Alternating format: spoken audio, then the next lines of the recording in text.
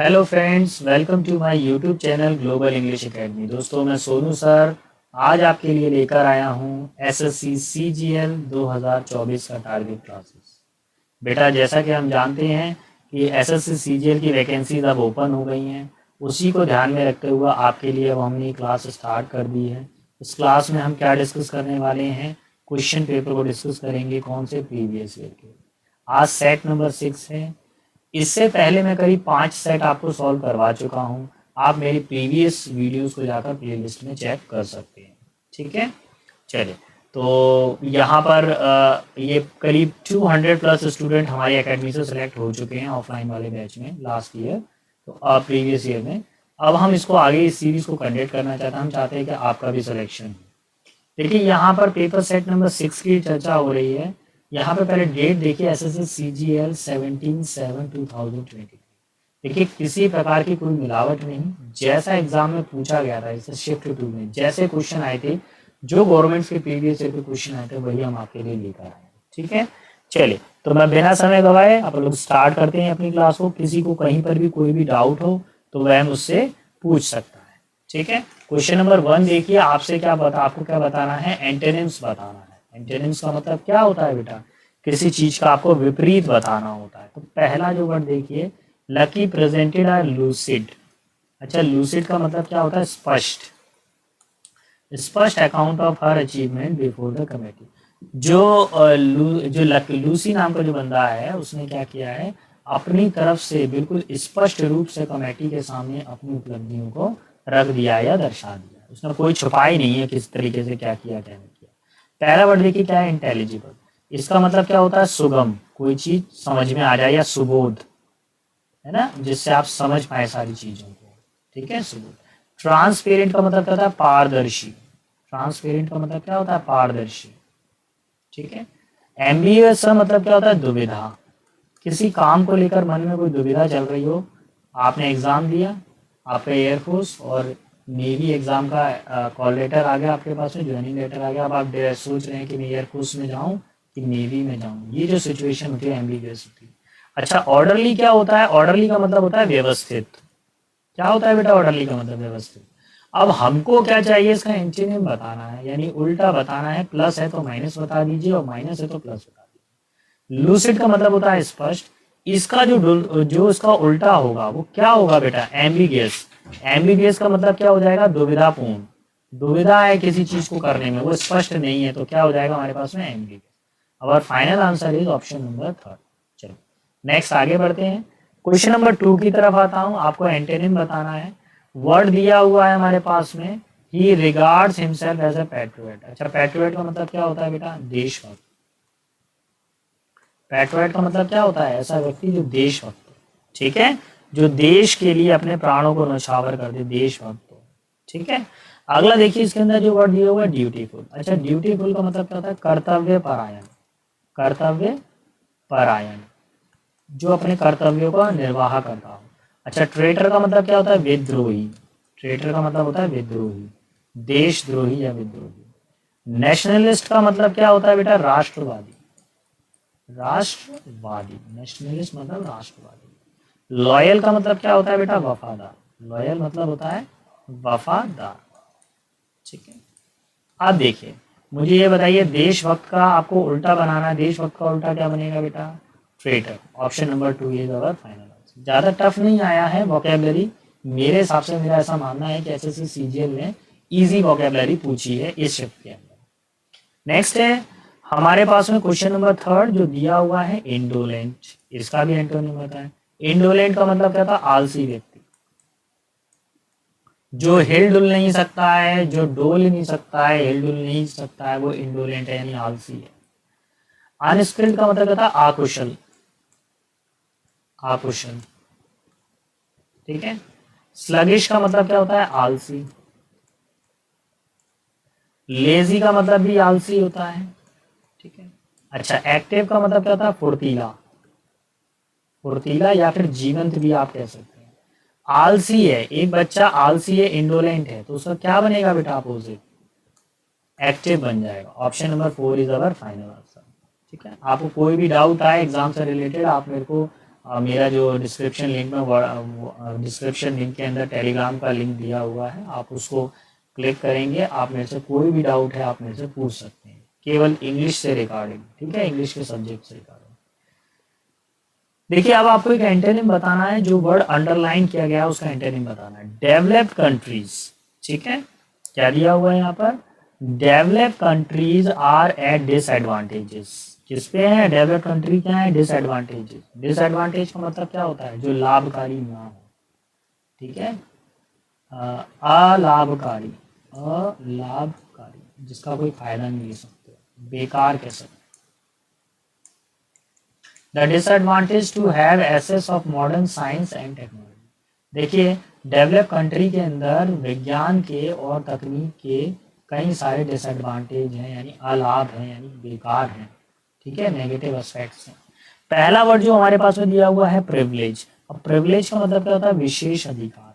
क्या होता है बेटा, एक मिनट साफ साफ लिख दूंगा थोड़ा सा। प्रिविलेज का मतलब क्या होता है बेटा, विशेष अधिकार दे देना, ठीक है, विशेष अधिकार, विशेषाधिकार, ठीक है। जैसे बच्चों को एजुकेशन राइट्स है, मिलना ही चाहिए एजुकेशन, ठीक है। यूजलेस का मतलब क्या हो जाएगा बताइए बेटा, बेकार। यूजलेस मतलब बेकार।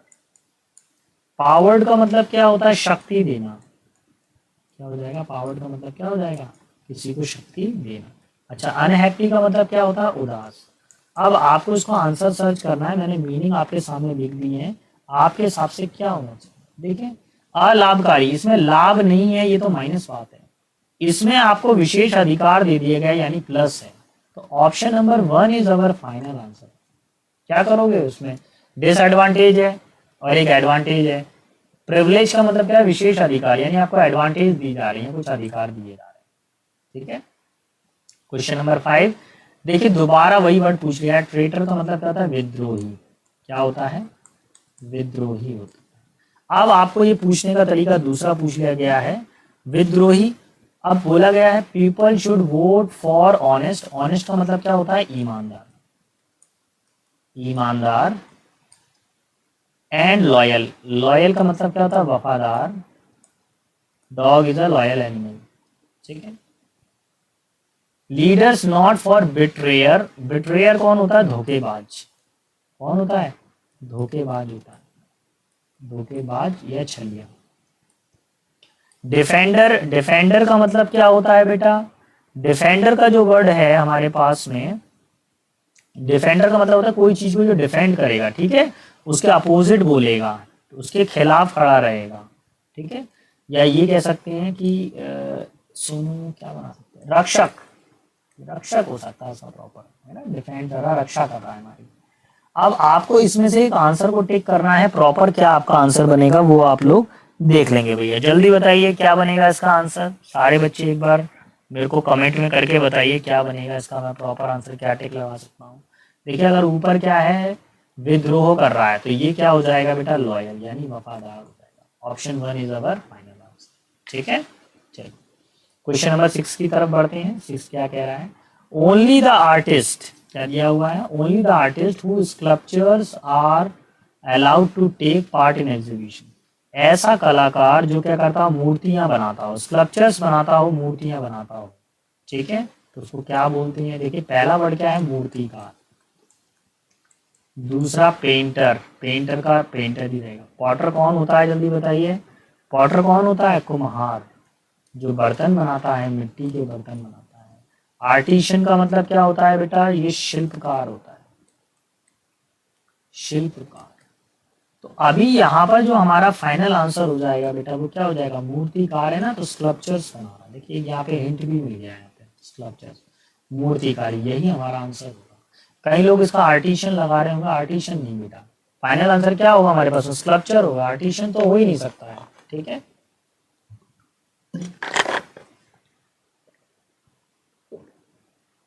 चलिए, सर्टेन टू हैपन, यानी जो चीज होगी ही, जो अटल है, जिसको हम टाल नहीं सकते, ठीक है। ऐसी कोई घटना, ऐसा कोई प्रोसेस जिसको टाला नहीं जा सकता है, तो पहला वर्ड है इनएविटेबल, यानी अटल। बेटा यही इसका आंसर होगा, ठीक है। बाकी ऑप्शन को भी चेक कर देते हैं। कन्वर्टेबल का मतलब क्या होता है, जिसको परिवर्तन कर सकते हैं, परिवर्तनीय, ठीक है, चेंज किया जा सकता है। इंडिस्पेंसेबल का मतलब क्या होता है, परम आवश्यक, परम आवश्यक, आवश्यक। नेक्स्ट है जस्टिफाइबल। जस्टिफाइबल का मतलब क्या होता है, तर्क संगत। क्या होता है, साफ साफ लिख दो, तर्क संगत, ठीक है। तो यहाँ पर जो ऑप्शन बनेगा वो ऑप्शन नंबर ए फॉर बनेगा। ऑफलाइन बैचेस में आप बिलीव कीजिए, शायद हो सकता है बच्चों को लगे सर बहुत लंबी लंबी फेंक देते हैं, आप बिलीव नहीं करेंगे, ये एग्जाम बाद में हुआ, इससे पहले वोकेबलरी फाइल में से आई, इससे पहले मैं बच्चों को याद करा चुका था, उसके बाद में ये वोकेबलरी है। आप आराम से टेलीग्राम चैनल पे जाइए, आपको डेटा मिल जाएगा, आपको यही कॉपी कट कॉपी पेस्ट पूरे यही आंसर्स मिल जाएंगे। लैंग्वेज में हल्का सा वेरिएशन हो सकता है, ही की जगह शी हो सकता है, राम की जगह लक्ष्मण हो सकता है, लेकिन जाना तो वनवास ही पड़ेगा, है ना। चलिए, तो यहाँ पर ऑप्शन नंबर देखेंगे, क्वेश्चन नंबर 8 क्या कह रहा है उसको मैं समझा देता हूँ। 8 वाले क्वेश्चन में क्या दिया हुआ, any female animal which feeds it's young on milk and her own body. ऐसा जानवर, ऐसा मादा जानवर जो अपने बच्चों को दूध पिलाता है, ठीक है। तो अब देखेंगे पहला वर्ड क्या है, वर्टिब्रेट। वर्टिब्रेट का मतलब क्या था, हड्डी वाला, कोई चीज हड्डी की जो स्थिति होती है, हड्डी वाला हो जाता है वर्टिब्रेट्स, ठीक है। अब उसके बाद में फौना है। एक वर्ड ध्यान रखिए, पहले मैं जीरो से बताऊंगा। एक वर्ड होता है फ्लोरा। फ्लोरा का मतलब होता है वनस्पति। ये किससे जुड़ा होता है बेटा, ये प्लांट से जुड़ा होता है। किससे जुड़ा होता है, प्लांट से। और अब एक होता है फौना। फौना का मतलब होता है जीव जंतु, वो भी कौन से, पशु यानी एनिमल, पशु वर्ग। एक तो होता है पेड़ पौधा वाला वर्ग, एक हो गया पशु वर्ग। पैरासाइट का मतलब क्या था, परजीवी। और मैमल का मतलब क्या होता है, मैमल का माल मतलब आपको पता ही होगा, स्तनपाई। क्या होता है बेटा, स्तनपाई प्राणी। तो बेटा यही होगा, ऐसे जानवर जैसे बकरी है, गाय है, अपने बच्चों को दूध पिलाती है, ठीक है। तो मैमल यानी स्तनपाई। Option number 4 is our final answer. चलिए अब मैं बढ़ता हूँ अगली तरफ पे, जल्दी जल्दी करेंगे। स्क्रैप द बैरल, भैया क्या पूछा गया है, थोड़ा क्वेश्चन में देखो ध्यान से। आइटम एंड फ्रेजेस पूछा गया है, ठीक है। स्क्रैप द बैरल का मतलब क्या होता है, समझिए, किसी भी तरह। क्या होता है, किसी भी तरह, हर संभव प्रयास कर लिया और किसी भी तरह काम चल रहा। अब आखिर में कोई चीजें नहीं हो पा रही हैं, प्रयास कर रहे हैं, पढ़ रहे हैं, कोशिश कर रहे हैं, लेकिन हो नहीं रहा, लेकिन बस काम चल रहा है सर, कि हाँ हमारी तैयारी चल रही है, काम चलाओ तैयारी चल रही है, ठीक है। मतलब इतना वीकेस्ट पॉइंट पे आप पहुंच गए हो कि अब बस काम चल रहा है। कोई गाड़ी है, अब आपने 10 साल चला लिया बाइक को, 15 साल चला लिया, अब सिर्फ गाड़ी क्या, अब दोबारा से वैसी एनर्जी रहेगी, नहीं, अब क्या रहेगा, काम चलेगा, स्क्रैप द बैरल, ठीक है। स्क्रैप यानी पुरानी चीज, ठीक है। अब देखिए क्वेश्चन 4 से स्टार्ट करूंगा। हाइडिंग समथिंग, किसी चीज को छिपा लेना नहीं बेटा। Using all the way achieve the desire result, हर संभव प्रयास करना अपने इच्छित परिणाम के लिए नहीं बेटा। ट्राई टू फाइंड समथिंग, किसी चीज को ढूंढना नहीं। To be force to use one's last and weakest source, किसी व्यक्ति को दबाव देना कि भैया तुम ये अपना आखिरी वाला सोर्स भी प्रयोग कर दो। भगवान ऐसी परिस्थितियां बना दें कि आपको आखिरी सांस तक लड़ना पड़े, तो वो क्या हो जाएगा, स्क्रैप द बैरल। यानी किसी तरह आपका काम चल रहा है, लास्ट पॉइंट है, weakest point. Option number A ही इसकी तरफ होगा, और कोई ऑप्शन मेरे को लग नहीं रहा है जो इसको फिट बैठ रहा हो। ऑप्शन ए जो है इसका सही आंसर होगा, ठीक है।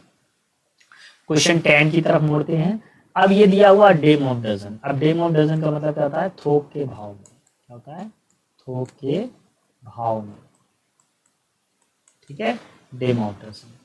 अब इस डेम ऑफ डजन का देख लेंगे मीनिंग नंबर 4 से। The concert tickets were a dime of dozen and sold out. Concert के जो टिकट थे वो क्या थे, थोक के भाव में थे, और वो सोल्ड आउट जल्दी, और वो जल्दी बिच गए। अच्छा, थोक के भाव में थे और जल्दी बिच गए। चलिए इसको थोड़ा सा होल्ड करते हुए देखता हूँ। द एंटिक स्टोर, एंटिक का मतलब क्या था, पुरानी वस्तुएं। The antique store had some rare finds but they were dime of dozen. देखिए एंटिक यानी कोई बहुत ही बहुमूल्य वस्तु थी, लेकिन रेयर फाइंड्स जो बहुत ही कम मिलती थी, मुश्किल से ही हमको, रेयर फाइंड्स मतलब बहुत उपयोगी थी, they are dime of dozen. पहले बोल रहा है कि बहुमूल्य वस्तुएं थी, बहुत मुश्किल से मिलती थी, फिर उसके बाद में कह रहा है डेम ऑफ डजन, यानी कि थोक के भाव में। ये क्या उल्टा पुल्टा सेंटेंस है, ऐसा नहीं। The restaurant had some delicious dessert. Dessert का मतलब क्या है यहाँ पे, मिठाइयाँ। That were dime of dozen.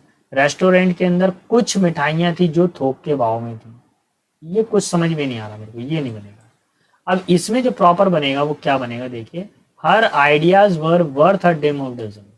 उसके जो आइडिया क्या थे, थोक के भाव में थे, but did not impress the boss. उसके पास अब बहुत सारे विचार थे, दर्जनों विचार थे उसके पास में, लेकिन उस दर्जनों विचार में से एक भी विचार ऐसा नहीं था जिसने उसके बॉस को इम्प्रेस किया हो। तो my final answer is option number 1। आप यही टिक कर कर आएंगे। बाकी ऑप्शन देखिए बहुत क्लोज बना के दिए हैं आपने। इवन एक एक्सपीरियंस्ड स्टूडेंट भी होगा ना, वो भी इसमें कंफ्यूज हो सकता है, तो ये क्लोज दिया गया है मीनिंग, है ना। और कई बार ऐसा भी होता है कि जैसे आप डिक्शनरी में जो वर्ड ढूंढते हो उसका हिंदी मीनिंग आपको समझ में आ गया, लेकिन जब वो सेंटेंस में यूज होता है तो उसका मीनिंग थोड़ा सा डिफरेंट हो जाता है। ठीक है, क्वेश्चन 11 की तरफ मूव करूंगा। 11 नंबर क्या कह रहा है, मुझे इनकरेक्ट स्पेलिंग का चयन करना है। पहला वर्ड दिया हुआ क्रेडल। क्रेडल का मतलब क्या होता है, पालना। अच्छा, फ्रूटफुल का मतलब क्या होता है, उपयोगी। ठीक है, विलफुल। विलफुल का मतलब क्या होता है, कोई चीज क्या करते हैं, जानबूझकर की जाए। कैसी की जाए, जानबूझकर की जाए। अच्छा, अनएक्शन का मतलब क्या होता है यहाँ पर, अनएक्शन का मतलब होता है गर्मजोशी से। क्या होता है, गर्मजोशी। थोड़ा सा मैं आपको बताऊंगा, ये तो मैंने हिंदी मीनिंग बता दिया, स्पेलिंग एरर को ध्यान रखें। यहाँ पे जो एरर है, विलफुल में से एक एल हट जाएगा। ध्यान रखें, किसी भी वर्ड के पीछे अगर एफ यू डबल एल जुड़ेगा तो बनाते समय एक वर्ड हट जाता है। जैसे वंडर, अगर मैं वन, एक साफ कर दूं, प्रॉपर लिख देता हूँ। देखिए, जैसे वर्ड है हमारे पास वंडर, अब इस वंडर वर्ड में क्या कर रहे हैं, हमको F U double L full जोड़ना है। जब जोड़ेंगे ना इसको, तो क्या करेंगे, एक एल बेटा इसमें से कम हो जाएगा। ठीक है, वही सिचुएशन विलफुल में है। यहां पर इस विलफुल की स्पेलिंग मैं साफ साफ लिख देता हूं, विलफुल। यहां पर क्या करेंगे आप, एक एल को क्या कर देंगे बेटा, यहां से हटा देंगे, लास्ट वाला एल हट जाएगा। फाइनल आंसर ऑप्शन नंबर 3, गलत स्पेलिंग का चयन करना। नेक्स्ट क्वेश्चन नंबर 11 की तरफ आता हूं। इनकरेक्ट स्पेलिंग दोबारा से पूछा गया, इनकरेक्ट स्पेलिंग तो देख लीजिए बहुत ध्यान से। इसका मतलब, नीस का मतलब होता है भांजी या भतीजी।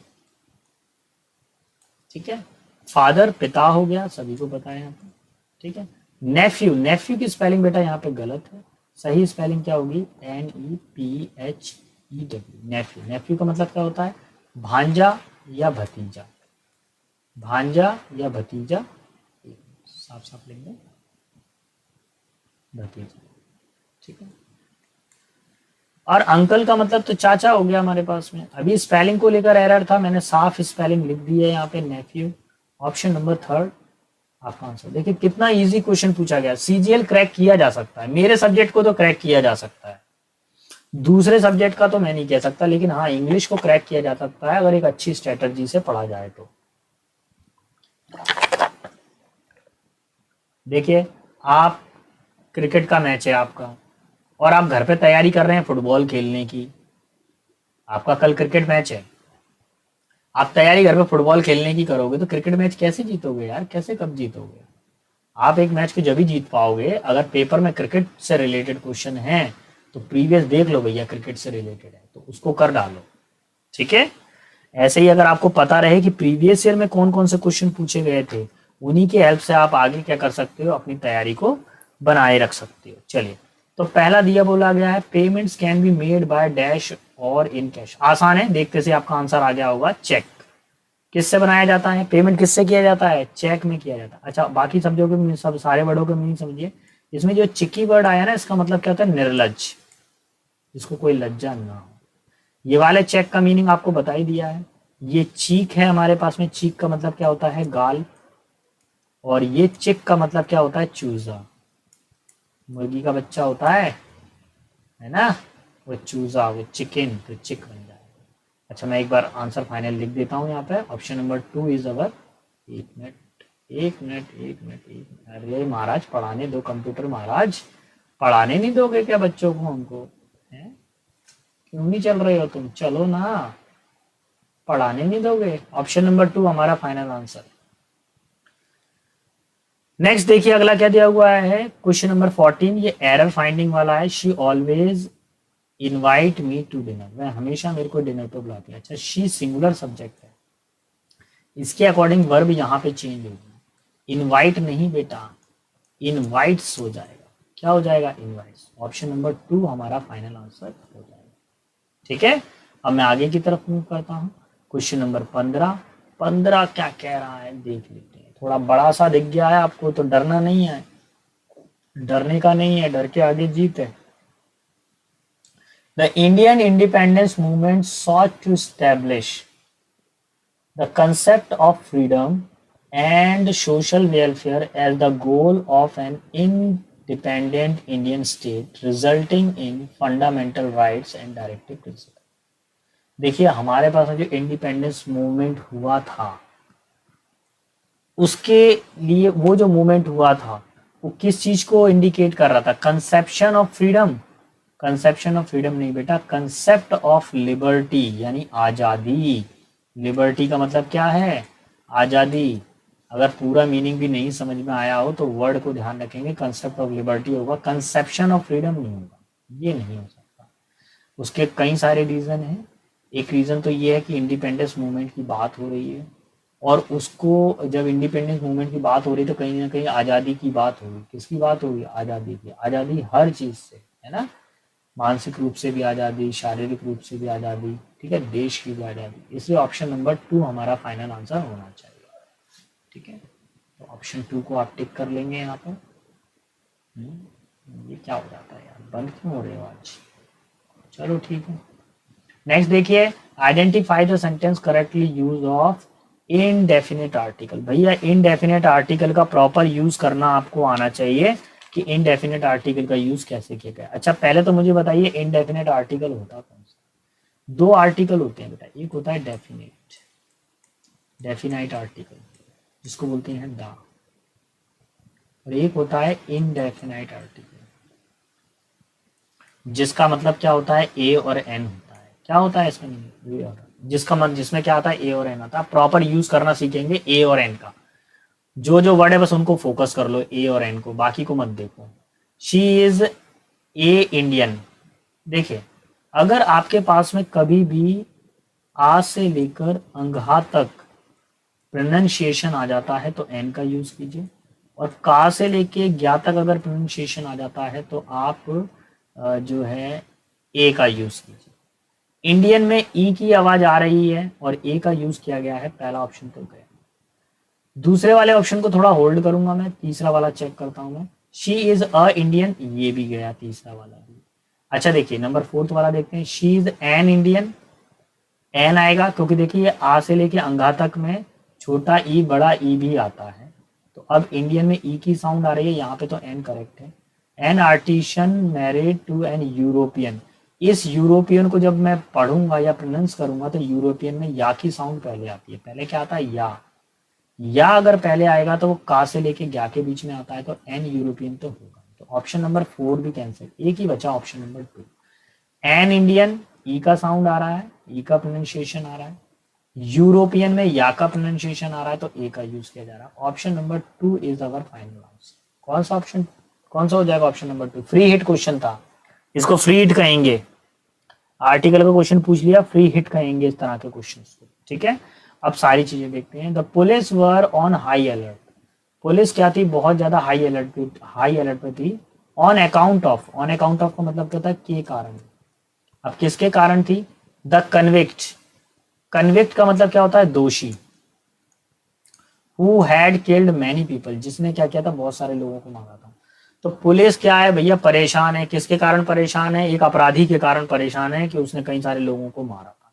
अब पुलिस क्या करेगी अपराधी का, जरा मेरे को ये बताइए। पुलिस क्या करती है किसी भी अपराधी का, रन आफ्टर, पीछा करना, पीछा करना। अपराधी ने क्या किया होगा, अपराधी तो भाग गया होगा।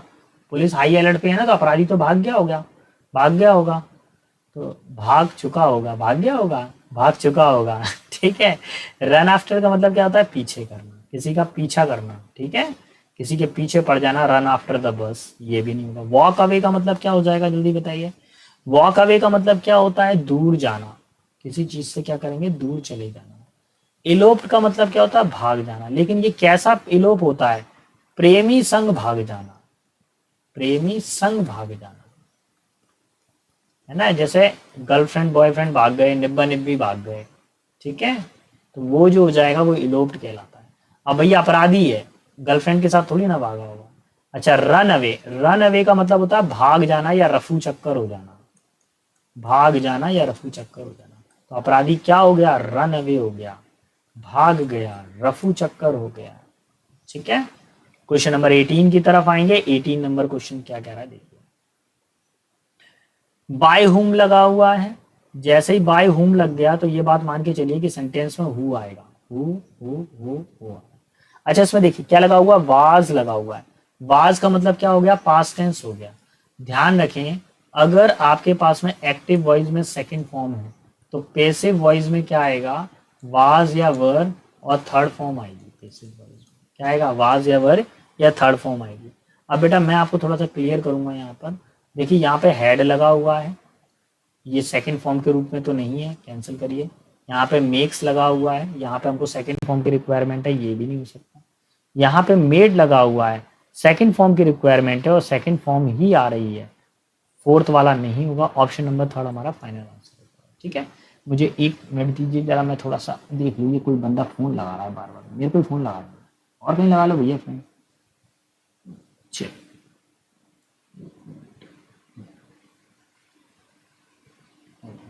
चल आगे बढ़ते हैं इस क्रम के अंदर। नंबर 19 की तरफ आते हैं। 19 वाला क्या कह रहा है, 19 वाले क्वेश्चन के अंदर हम लोग देखेंगे, बोला गया है she might have completed her research by that time. बेटा पेसिव वॉइस बनाना है, क्या बनाना है, पेसिव वॉइस बनाना है। और क्वेश्चन में क्या दिया हुआ, माइट है। एक्टिव वॉइस पहले देख लीजिए, एक्टिव वॉइस का फॉर्मूला माइट, मैं साफ साफ पूरे लिखूंगा, मैं अच्छे से लिखूंगा मैं उसको, क्योंकि ये क्वेश्चन थोड़ा सा बच्चों के लिए डिफरेंट आ गया है और बच्चे डर रहे होंगे।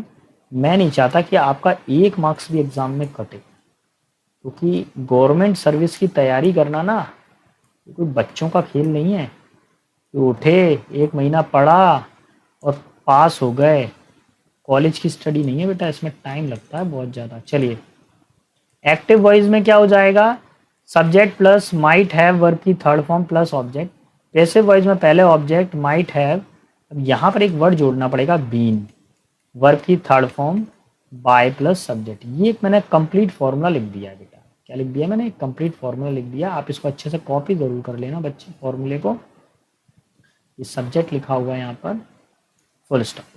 अब देखिए यहाँ पे शी तो हो गया सब्जेक्ट, शी के तो बन जाएगा हर। यहाँ पे जो जरूरत की चीज है, माइट हैव वर्ब की थर्ड फॉर्म ये आ रही है। पैसिव वॉइस बनाते समय माइट हैव बीन होना चाहिए और वर्ब की थर्ड फॉर्म होना चाहिए। तो देखो, पहले वाले में माइट हैव वर्ब की थर्ड फॉर्म आ रही है, बीन नहीं आ रहा है, cancel. Her research might had आ रहा है, ये सेकंड वाला भी cancel. Her research might have been completed, देखिए हैव बीन आ रहा है ना, हैव बीन। चलिए इसको थोड़ा सा होल्ड करेंगे, अभी चेक करते हैं अगला वाला। हर रिसर्च माइट बी आ रहा है, ये भी कैंसिल। ऑप्शन नंबर थर्ड ही है जो हमारी सारी रिक्वायरमेंट्स को फुलफिल कर रहा है। So final answer is option number third.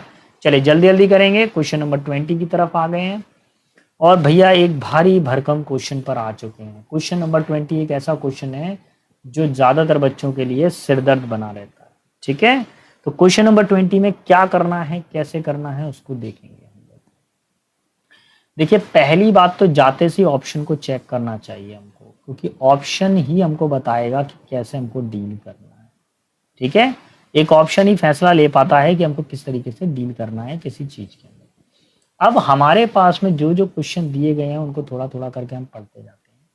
अगर ऑप्शन नंबर ए से शुरू करता हूं मैं, यहाँ ऑप्शन ए देख लेता हूँ। अकॉर्डिंग टू होमर, एचीज was brought up by his mother Phthia with his inseparable companion Patroclus. देखिए ये जो कैरेक्टर्स आए हैं, होमर है, एचीज है, एचिल्स है, ये सारे के सारे जो कैरेक्टर हैं हमारे इंग्लिश नोवेल में से लिए गए हैं, उन्हीं के कैरेक्टर से रिलेटेड स्टोरी चल रही है। अच्छा, बोला गया कि एचील्स का पालन पोषण किया गया है और वो उसकी माता जी फिलितिया के द्वारा किया गया है। अब यहाँ पर अचीव का मीनिंग समझिए, अगले वाले में क्या दिया हुआ है। क्वेश्चन नंबर अगर सी से शुरू करते हैं, लेटर ऑन। भैया लेटर का यूज तो हम शुरुआत में कर ही नहीं सकते हैं, शुरुआत में कभी लेटर वर्ड नहीं आता, लेटर का मतलब होता है बाद में, तो ऑप्शन सी तो गया। अच्छा, ऑप्शन ए से सेंटेंस शुरू हो सकता है और डी से भी शुरू हो सकता है। देखिए अब सेंटेंस में क्या शुरू हो रहा है, Achilles in Greek mythology is the son of mortal Peleus king of Myrmidons and the Nereid Thetis. तो देखिए ग्रीक जो नाम होते हैं वो काफी टफ होते हैं। यहाँ पर मेरे को एक प्रॉपर बैलेंस मिल रहा है कि एक व्यक्ति के बारे में बात की जा रही है, राम वनवास गए थे या राम जो पुत्र थे और वे वनवास गए थे। तो पहले क्या किया, राम का डिस्क्रिप्शन दिया है। यहाँ पर एचीज से एक बंदे के बारे में पहले इंट्रोडक्शन दिया है, तो पहला सेंटेंस तो डी ही होगा, क्योंकि उसमें इंट्रोडक्शन प्रॉपर आ रहा है पर्सन का।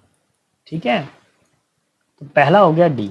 अब बस ये देखिए डी के बाद में ए आएगा कि डी के बाद में बी आएगा। अगर आपने ये पता कर लिया डी के बाद में ए आएगा, डी के बाद में बी आएगा, तो आपका फाइनल आंसर हो जाएगा। अकॉर्डिंग टू होमर अचीज वाज ब्रॉट अप। अब होमर के ने क्या बोला है कि अची को पाला गया था उसके माता पिता के द्वारा। उससे पहले कुछ और घटना भी हो सकती है, उसको भी चेक करते हैं। अचीज was bravest, handsomest, greatest warrior and the army of the Agamemnon in the Trojan war. देखिए पहले ऑप्शन नंबर डी के अंदर जो स्टोरी है वो बताया गया कि वो किसके पुत्र थे, क्या थे। ऑप्शन नंबर बी में क्या किया गया है, उसकी क्वालिटीज के बारे में डिस्क्रिप्शन किया गया है, जो कि बिल्कुल सही डिस्क्रिप्शन दिया गया है। तो डी के बाद में क्या होना चाहिए, बी। ए नहीं हो सकता। अब ए क्यों नहीं होगा वो देखेंगे। पहले वाले में इंट्रोडक्शन हो गया, दूसरे में उसकी क्वालिटीज बता दी, तीसरे में देखिए अकॉर्डिंग टू होमर। अब होमर जो उसके बारे में कह रहे हैं वो ये कह रहे हैं कि अचील्स को पाला गया था उसकी माता के द्वारा, माता जी का नाम है, विद हिज इनसेपरेबल कंपेनियन प्रोटोकुलस। और लेटर ऑन वाला जो वर्ड सेंटेंस है वो सबसे लास्ट में आएगा। Later non Homeric tale suggest that the Patroclus was the Achilles kinsman और लवर। बाद में जो लेटर में होमर्स थे उन्होंने ये बोला कि एचील्स जो हैं, एचील्स के साथ में ये जो एक कैरेक्टर मिला है पेट्रोकुलस, वो क्या थी, उनकी लवर हो सकती थी। तो देखिए यहाँ पर ऑप्शन नंबर 2 मेरे हिसाब से सही आंसर बैठेगा, और कोई दूसरा तरीका ही नहीं है। पहले बंदे का इंट्रोडक्शन आएगा, देन उसकी क्वालिटी आएगी, और उसके बाद में उसके जीवन के वृत्तांत हमारे सामने आएंगे। चलिए क्वेश्चन नंबर 21 की तरफ मूव करता हूँ। क्वेश्चन नंबर 21 क्या कह रहा है, एक इंपॉर्टेंट है। एम्बिशन का मतलब क्या होता है, महत्वाकांक्षा। Ambition is a vital ingredient of success. Ambition महत्वाकांक्षा जीवन में सफलता के लिए एक महत्वपूर्ण अंग है। Without ambition push us we will not be dash of great achievement. देखिए बिना महत्वाकांक्षा के हम किसी भी प्रकार की जो है सफलता प्राप्त नहीं कर सकते। क्यूरेबल का मतलब क्या होता है, इलाज करना, तो इलाज तो हो नहीं रहा है यहाँ पे। ड्यूरेबल मतलब लंबे समय तक, कोई चीज लंबे समय तक चलेगी, लंबे समय तक, तो ये भी नहीं हो रहा है। एबल का मतलब होता है योग्य, तो ये भी नहीं हो रहा। अच्छा, कैपेबल के साथ में होता है ऑफ। एक प्रपोजिशनल एरर आई है यहाँ पे, कैपेबल के साथ में क्या आता है, ऑफ। यहाँ पर कैपेबल का मतलब क्या हो जाएगा, योग्य, क्षमता जिसमें। ठीक है, तो महत्वाकांक्षा जब हमारे पास में होती है तो हम कैपेबल ऑफ होते हैं, किसके लिए, अपनी सफलताओं को, उपलब्धियों को पाने के लिए। तो यहाँ पे 22 पर आएंगे। We all need the special something. हमको कुछ ना कुछ स्पेशल चाहिए होता है। Dash our self to give us the will power to reach higher goal. हमारे अंदर कुछ ना कुछ ऐसा होना चाहिए जो हमारी विल पावर, क्षमता को बढ़ा सके। तो देखिए यहाँ पर हमारे अंदर होना चाहिए, विद इन, के अंदर, के अंतर्गत हमारे अंदर होना चाहिए। तो ऑप्शन नंबर 3 इसका प्रॉपर आंसर है। ठीक है, हायर गोल, जिससे हम क्या कर सकें, ऊंचे गोलों को प्राप्त कर सकें। ठीक, higher reach a higher goal dash we imagine our capable. देखिए हम ऊंचे गोल पे पहुंच सकें जिसकी हमने कल्पना की है, यानी किससे, हायर देन, अपनी कल्पना से ऊंचे गोलों की तरफ बढ़ सकें। तो कौन सा वाला देन आएगा, कंपैरिजन डे वाला देन आएगा बेटा।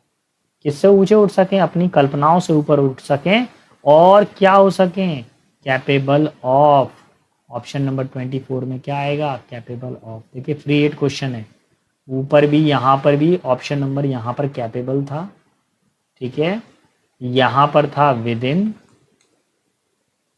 यहाँ पे था देन, और यहाँ पर है ऑफ। अब लास्ट देख लीजिए, येट फिर भी ambition dash money and fire is good servant but a bad master. देखिए फिर भी अगर एम्बिशन की बात करें तो धन और आग हमारे एक अच्छे नौकर हो सकते हैं, लेकिन कभी कभार ये हमारे खुद के मालिक भी बन जाते हैं। जैसे विज्ञान है, विज्ञान क्या बन जाता है, आज हम लोगों ने विज्ञान बनाया अपने नौकर के लिए, क्या हमारे लिए हेल्प करेगा विज्ञान, हेल्प तो कर रहा है, लेकिन कहीं ना कहीं हमारा मास्टर भी बन गया है। कैसे, अब आर्टिफिशियल इंटेलिजेंस ही आ गया है, अब सारे बंदे आर्टिफिशियल इंटेलिजेंसी पे वर्क कर रहे हैं, स्टडी कर रहे हैं, ठीक है। तो अब यहाँ पर कैसी सिचुएशन होगी, लाइक मतलब जैसे वाली सिचुएशन होगी। ऑप्शन नंबर 2 हमारा फाइनल आंसर। देखिए बेटा मैंने 25 क्वेश्चन का आपको पूरा सोल्यूशन बताया है। अगर आपको मेरा पढ़ाना पसंद आ रहा है, आपको लग रहा है कि सर मेहनत कर रहे हैं और हमें जो कंटेंट दिया जा रहा है वो हमारे एग्ज़ाम से रिलेटेड ही है, तो भाई चैनल को लाइक, कमेंट, शेयर और सब्सक्राइब करना ना भूलिए। मिलते हैं नेक्स्ट सीज़न के अंदर, नेक्स्ट क्लास के अंदर बेटा हम लोग आपसे। अगली क्लास के अंदर हम क्या पढ़ेंगे बेटा, सेट नंबर 7 को हम लोग स्टडी करेंगे, ठीक है। तो तैयार रहेंगे आप लोग इसके लिए। तब तक के लिए सारे बच्चों को बेस्ट ऑफ लक, अच्छे से तैयारी करें